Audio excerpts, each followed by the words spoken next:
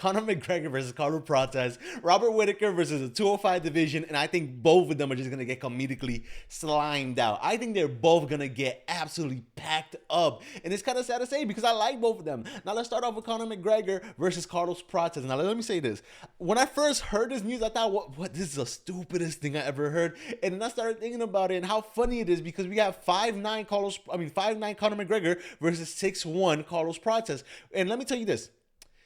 These are fake heights. These are not real heights. These are phony heights. And now the UFC, this bigger thing, I might make a video sometime about it.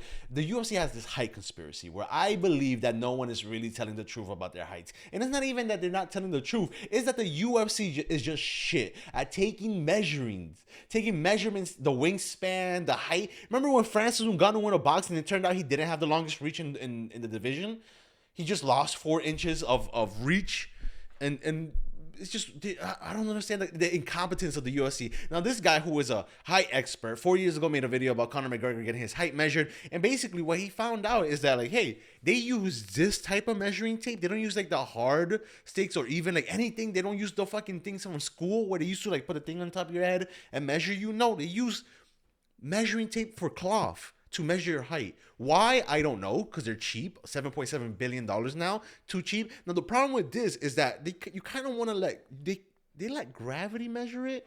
And you can see this has all twists and turns. And even if you extend it, it won't be perfect. And this allows a fighter to gain maybe an inch or two or lose an inch or two, depending on how the commissioner does it.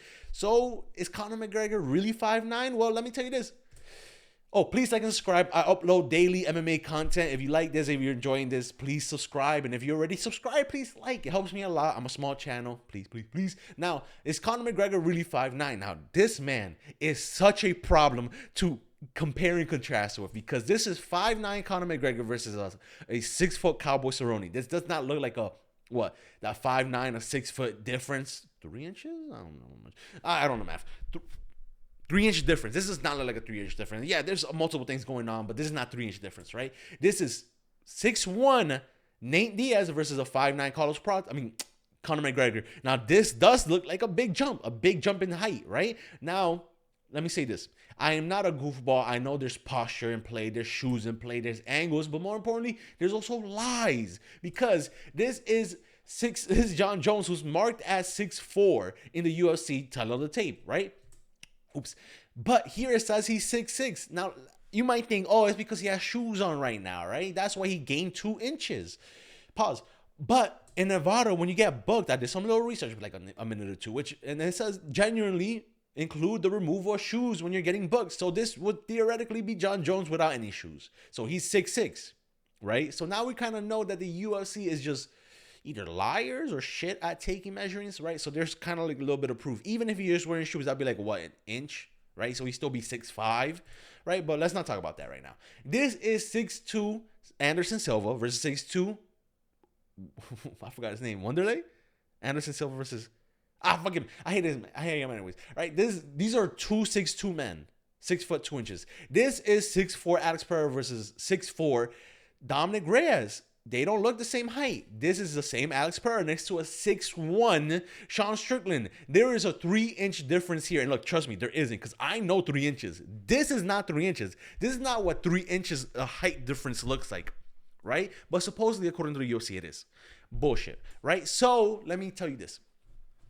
Conor McGregor is horrible. Conor McGregor is such a fucking hard person to fucking analyze when it comes to height because this Conor McGregor, again, 5'9" Conor McGregor, maybe wearing shoes, right? He's wearing shoes, but I don't think it's going to add 4 inches to compare you to a 6 foot Stephen Wonderboy Thompson. That does not add that much of fucking girth on your bottom of your feet where you gain fucking 3-4 inches of height where you could look comparable to Stephen Wonderboy Thompson. Yeah, so okay, so there's posture, there's angle. Stephen Wonderboy is leaning on the hip a little bit, breaking at the hip. But remember, this is 5'9" Conor McGregor. This is the same Conor McGregor next to a 5'8" Money Mayweather, and he does not look any taller. Looks just damn near same height. I don't know if he's wearing shoes here. I don't know if they're both barefoot. I don't know what it is. But basically what I'm trying to say is that Conor McGregor might be 5'9". Like I try to find, I did a lot of research. I compared and contrasted him with so much bullshit, and this man is a chameleon, an absolute chameleon when it comes to height. His posture, his fucking ability to get wide and just mog anybody he's near is so fucking impressive. I just can't measure him. So I'm giving him the benefit of the doubt. He's 5'9", maybe, but most likely in reality he's 5'8", 5'8 and a half. He's like a strong 5'8 and a half, right? So let's take that and let's contrast that to Carlos Prates, who is 6'1", but this is him next to a 6'2", Leon Edwards. This is him next to a 6'3", Ian Gary. This is 5'9" Conor McGregor next to a 5'9" Dustin Poirier. And then again, if this Carlos Prates, if he's 6'1", I'm going to say he's 6'2". He got a little curve in his back. Let's say he's 6'2", right? Benefit of the doubt. This is Dustin Poirier, 5'9". Let's imagine that they're both the same height. This is that same Dustin Poirier versus 5'11" Max Holloway. There's another angle of it, or another picture, another time when they fought. There is a clear difference of height, right? And now, again, 5'11" Max Holloway. Let's give him 5'11" Neil Magny versus a 6'2", around 6'2", Carlos Prates. Now, I want to show you what I think in my brain, why I made this video, because I think it's funny to imagine what 5'9", maybe 5'9", versus a 6'2" man looks like, right? This would be the Conor McGregor face-off versus Carlos Prates. It would look something like this. The height difference would look something like this. This is 5'11", this is 5'9". This is giving him the benefit of the doubt. But in reality, it's probably going to look something like this. It's probably going to be even more drastic. Conor McGregor is going to be wifey material, girlfriend material. That's a good height for a girlfriend. Someone to hug, you rest your head on top of her type of material. That's who Conor McGregor is going to be, that Carlos Prates. I don't know, man. It's kind of weird saying that out loud, but that's why I think it's so funny, and the idea of it's so comedic to me. That's why I really needed to make this video. But the truth is, Conor McGregor is being hated by the UFC. Conor McGregor has, 2 fights left on his contract. The UFC, okay, we're going to give you somebody who we want to make a star. That's Carlos Prates, fighting there, who is already a star in general, but compared to Conor McGregor, isn't. So Conor McGregor is going to be fed to this scary motherfucker, who is a scary motherfucker. Like, he knocked out he knocked out Leon Edwards, who has more range, who's maybe not better stand-up, but for a welterweight, he's more of a welterweight than Conor McGregor. Conor McGregor is 5'9" again, right? He's short. He's a little shorter. He's a little cutie patootie. Conor McGregor is. So Carlos Prates is probably just gonna hit him with a quick straight down the middle. Even a knee to the body is gonna lay down Conor McGregor, who has been doing alcohol, who's been doing on fucking cocaine or whatever he is, who hasn't been who's training slower, who's fighting a 6'4" guy. But is that enough? No. Yeah, Carlos Prates is on his prime, a killer who's probably gonna knock out Conor McGregor, and I'm all here for it. Look, the Stockholm Syndrome might have hit, but I love this fight. I absolutely love this fight. I love Carlos Prates. I love the CP. I love the memes. I love the gimmicks. I love the edits. So him knocking out Conor McGregor, shit, man, let's make a new superstar. Might as well do it. Feed him. Carlos Prates is hungry. The Nightmares is hungry, right? Let's do it. Now, onto a little bit opposite side of this polar, where I'm like, damn, what Robert Whittaker is going to 205. And now his explanation for it was that he doesn't want to retire, thinking about it, what if I did go to 205? And sure, I don't mind him going to 205, but I am worried for Robert Whittaker, because Robert Whittaker has been knocked out by Israel Adesanya. He has been bullied around by physical specimen RDR. So we know he can kind of get pushed around by bigger men. So let's see how he does with the top, 5, 7 of the 205 division, the light heavyweight, right? So Ankalaev versus Robert Whittaker. Ankalaev is like, I think 6'3", 6'4". He didn't look too much shorter than Alex Pereira, right? Alex Pereira is probably around 6'5" as well, right? 6'5", 6'4 and a half, something like that. So Ankalaev is probably 6'3", 6'3 and a half, maybe 6'4". Robert Whittaker is 6 foot. 4-inch difference, and you might say height doesn't really matter, but again, Robert Whittaker is just so easily pushed around and bullied. If he can't get in his blitz and his karate stance, and then that gets crushed down and bullied down, and he kind of just crumbles with it. We saw that with RDR. RDR is not that great on the feet. He's not like that the foot specialist, but he was able to just constantly put pressure on Robert Whittaker. And Ankalaev, is he that pressure putter? No, he's not. He's kind of just like a him versus Rakic is such a he's such a tit for tat. I'm gonna kick you. You're gonna kick me. I might punch you. I'm gonna wait for you to punch me. I'm gonna put a little pressure. I'm doing good with the pressure, and I'm back off. That's the type of guy Ankalaev is.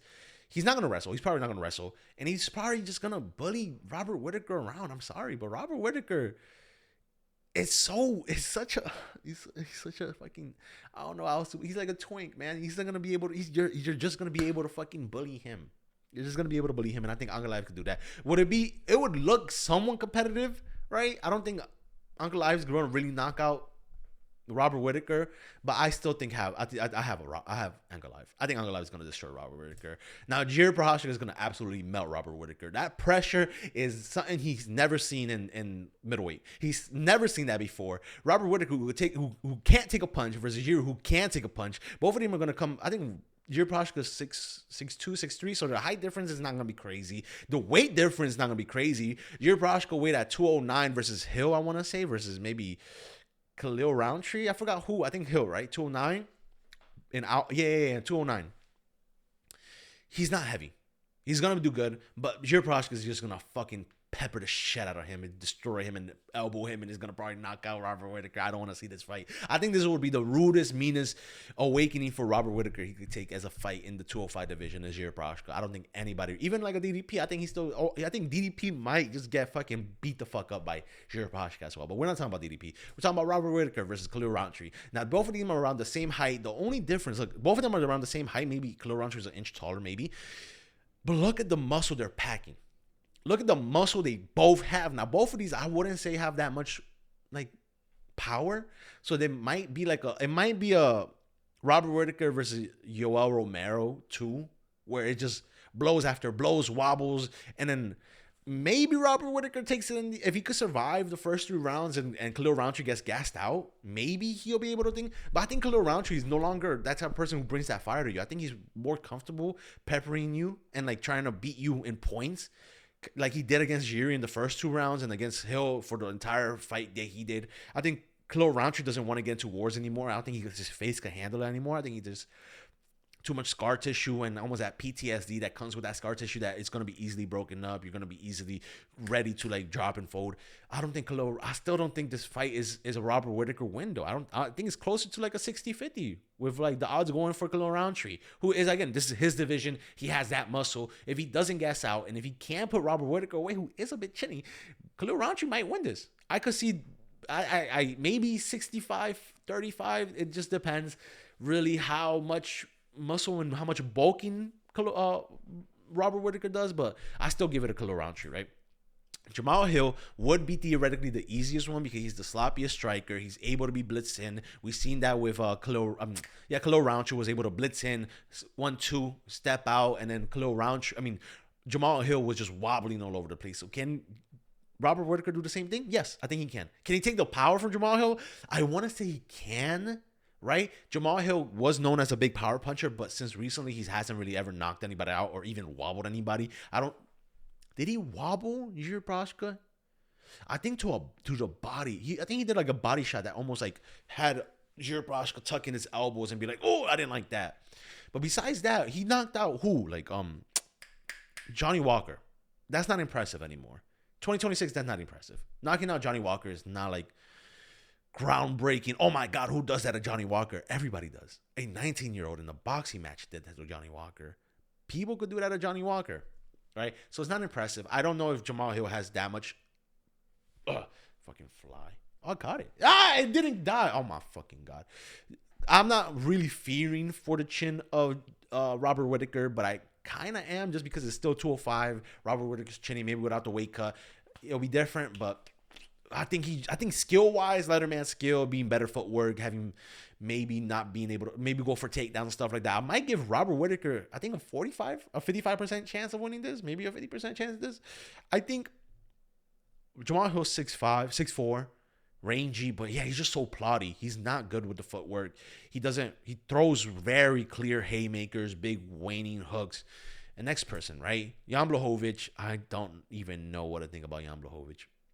Jan Blachowicz is, I don't know. He's in the fucking shadow realm of, like, Is he good? Is he bad? He's doing good against fucking Olberg. He did good against Alex Pereira, but you shouldn't be getting that close against Bogdan Guskov, who I don't think is really that good. He's not elite. I don't think Bogdan Guskov is gonna be like a champion. I don't think Bogdan Guskov had a competitive fight with Billy Alacano, who's unranked, who was debuting on short notice, and now Jan Blachowicz is getting a very close fight, a draw with that guy. Like it's not like I don't know where to really stack him. Oh, chill with the hands.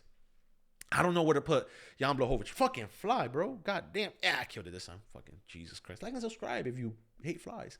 Robert Whittaker might be able to perform really well. Jan Blachowicz is much slower. He still has that power, which is scary, but endurance-wise, he's good. I don't think it might go 5 rounds. 3 rounds if it's a 3-rounder, but I don't know who I'm doing that. And then besides that, I think that's it. Bye. Fucking fly. There was a fly on my face, goddamn. That's it. Bye. Like and subscribe.